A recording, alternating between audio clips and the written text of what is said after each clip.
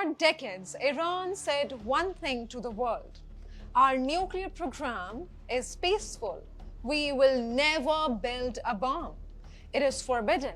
Even when the United States and Israel launched a war because of that particular allegation, Iran called its nuclear program completely civilian, completely peaceful, and now Iran's top security chief has dropped the mask. On state television, he said the quiet part out loud. He says Iran should reconsider its nuclear doctrine. He says, why shouldn't we build a nuclear weapon? And he is using America's own war to justify it. Hello and welcome. I am Nikita Kapoor and you are watching Decoded. And in this episode, viewers, we decode: is Iran confessing that it never gave up on the bomb? Is the war now becoming the perfect excuse for Iran to go nuclear publicly? Let's put the exact words on screen because they are explosive. Mohsen Rezai, Secretary of Iran's Supreme National Security Council, former Commander-in-Chief of the Revolutionary Guards, the IRGC, one of the most powerful men in Iran, said in an interview on Iranian state television, and I'm quoting here, "The whole world is saying, wait a minute, so the NPT has no effect? When America is waging such a war, people naturally ask, why shouldn't we pursue nuclear weapons ourselves?" He goes even further. He says, why shouldn't we develop a nuclear weapon so that nobody can attack us? And then, the most chilling calculation. Mohsen Rezai said if a country possesses a nuclear weapon, it can be cheaper and more effective than having hundreds of F-35s and spending enormous amount of money on other military capabilities. We will come back to that. Before, let me translate this from diplomatic language for you. Iran's security czar is saying the nuclear non-proliferation treaty is useless. The IAEA cannot protect you. America bombs you even if you follow the rules. So the only insurance left is a nuclear bomb. This is the Secretary of the Supreme National Security Council of Iran speaking. This is the man who now controls Iran's national security strategy. This is the fastest way to wake up poop muscles. If you sit on the toilet, bear down, and barely anything comes out. You don't have constipation, you have poop. And the question you must ask is, how can you reconsider something you never actually gave up on? Think about it for a moment, viewers. Iran says we are reconsidering our rejection of nuclear weapons. But for that to be true, you must have actually rejected it in the first place. Did Iran ever do that? Let's look at the facts here. Fact number one, Iran says it joined the NPT, accepted the 2015 deal, the JCPOA, and allowed unprecedented inspections. Rezai himself says the level of safeguards and inspections carried out in Iran over the past 2 decades has been unprecedented anywhere else in the world. That is true. IAEA inspectors have been in Natanz, in Fordo, in Isfahan. But fact number two, even while those inspectors were there, US and Israeli intelligence says Iran was enriching uranium to 60% purity. That is just one technical step away from 90% weapons grade.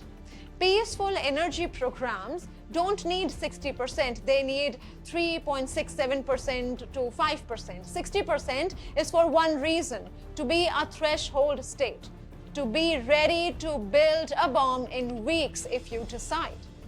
Fact number three, the IAEA itself, just before the June war, said Iran was not fully cooperating and had enough enriched material for multiple bombs if it chose to further enrich. So when Rezai now says that America attacked us despite the NPT, so now we are thinking of a bomb? Is he really revealing a new policy, or is he finally admitting the old policy? This is Iran using the war as a cover, using US bombs as a justification to do what it always wanted to do. Now, why is he saying this right now? Well, timing is everything here. 1. The 60-day negotiating period for the US-Iran memorandum expired this very month. No breakthrough, deadlock over sanctions, over the nuclear program, of course, over the Strait of Hormuz as well. Number 2, America just announced an economic D-Day. Treasury Secretary Scott Bessent says this will be the toughest sanctions in the history, the single greatest financial offensive ever. He wants to cut off every country that buys from Iran.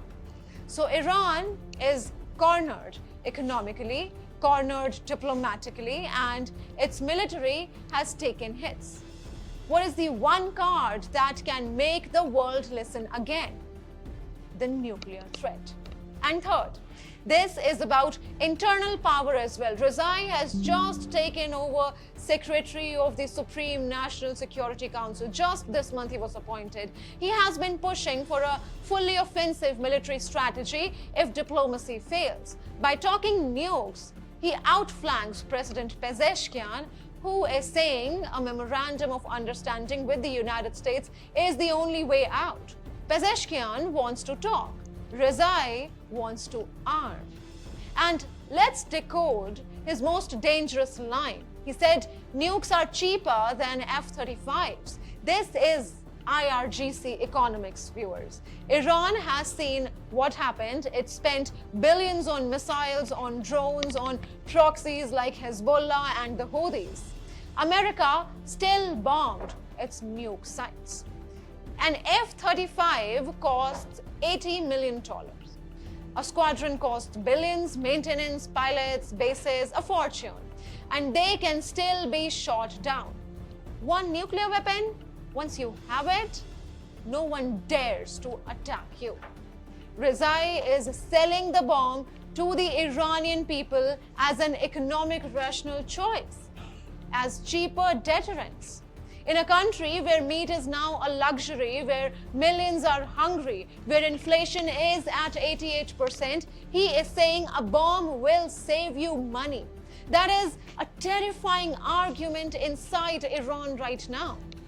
So is Iran using war to unleash nukes?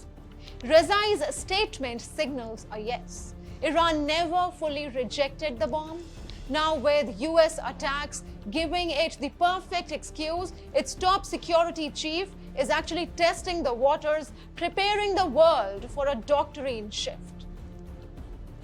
The mask has dropped. The question is no longer if Iran wants a bomb. It does. The question is, after this war, who is going to stop it? Do you believe Iran's program was ever truly peaceful? Tell us in the comment section below. I am Nikita Kapoor. This was Decode.